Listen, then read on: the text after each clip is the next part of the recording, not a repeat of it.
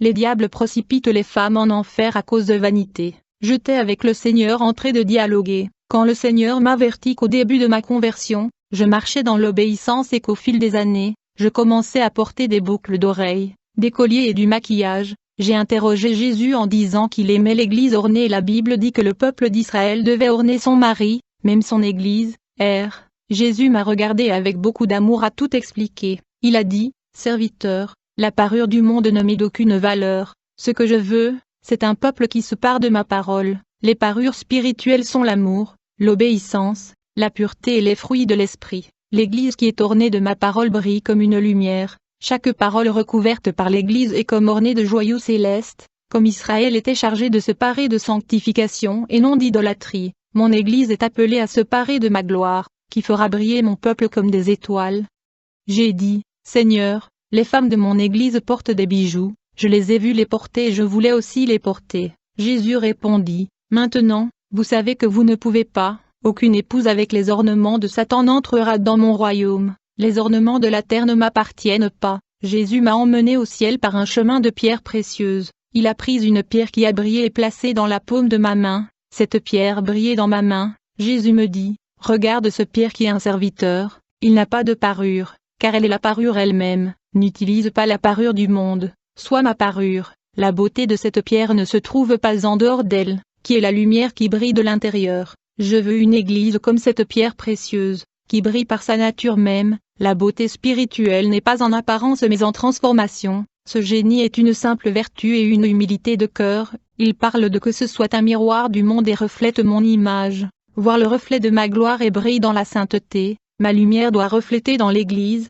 elle doit être le reflet de ma lumière. Je ne veux pas d'un peuple qui a une image du monde ou qui a encore des coutumes de l'Égypte et qui est le peuple de Babylone. Quand Jésus m'a dit ces mots, il a été commencé à briller et a été rempli de gloire. Il est parfait, complet et absolu. Jésus m'a dit, les chirurgies et les décorations en plastique me répugnent. Quelle que soit la beauté de la femme ou de l'homme, la beauté qui me plaît vient de l'âme et de l'esprit. Je regarde la sainteté. Je ne considère pas la beauté physique qui attire le monde. Celui qui pratique le péché de vanité pour être attrayant devient horrible pour moi. Son cœur est taché par la vanité, révélant son véritable intérieur. Les œuvres de vanité sont des œuvres inventées des mains des hommes. Ce péché déforme le foyer et la femme. Le Seigneur me dit, je vais maintenant vous montrer où sont les femmes qui utilisent des bijoux. Là-bas, j'ai vu une femme qui était forcée par des démons de porter des boucles d'oreilles à ses oreilles. Un grand serpent vint à elle alors qu'elle mettait les boucles d'oreilles sur ses oreilles et que le serpent s'enroulait autour de son cou. Le Seigneur est totalement contre les femmes qui utilisent des bijoux.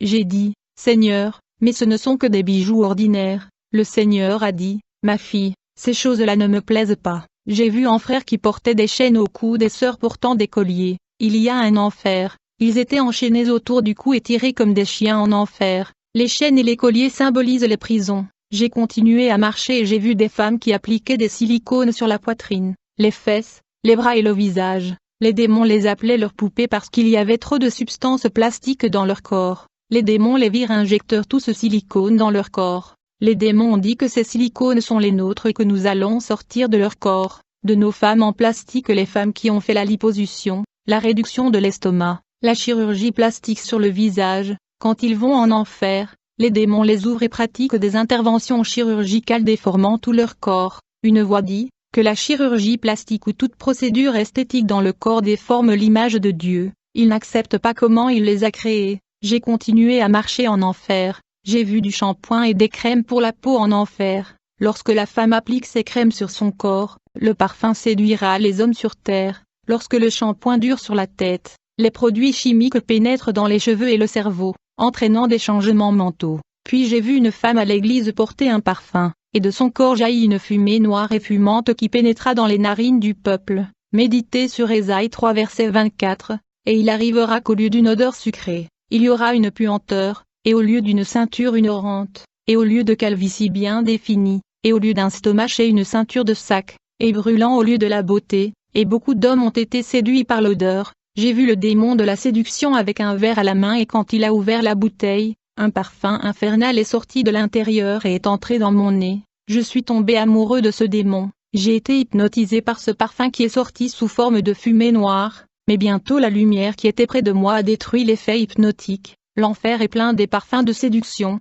J'ai vu des femmes d'église chrétienne se cirer les jambes et porter des jupes courtes pour montrer leur sensualité. Les démons ont arraché la chair de leurs jambes. J'ai vu une fille qui a soulevé ses sourcils. Les démons ont arraché ses yeux. Une femme qui dessine ses sourcils change son apparence. Et la voix me dit qu'elle a changé mon image en elle. Les femmes qui ont peint leurs ongles et leurs mains se sont fait couper les doigts avec une scie électrique. Elles ont hurlé de douleur et de désespoir. Les femmes qui se maquillaient et ces monstres ont jeté de l'acide qui les a déformées. Les yeux. Les monstres ont retiré leurs yeux. On ne pouvait voir que des trous dans les yeux. Les autres monstres prenaient les lèvres de la femme avec un couteau. Toutes ces femmes aimaient porter du rouge à lèvres et du maquillage. Les femmes qui se coiffaient étaient chauves. Les monstres ont arraché tous les cuirs chevelus poilus de ces femmes. D'autres femmes sont en enfer parce qu'elles se sont peint les ongles. Les démons ont coupé les doigts de ces sœurs, et ceux qui ont peint les cheveux. Les démons ont arraché le cuir chevelu et ont laissé les sœurs chauves.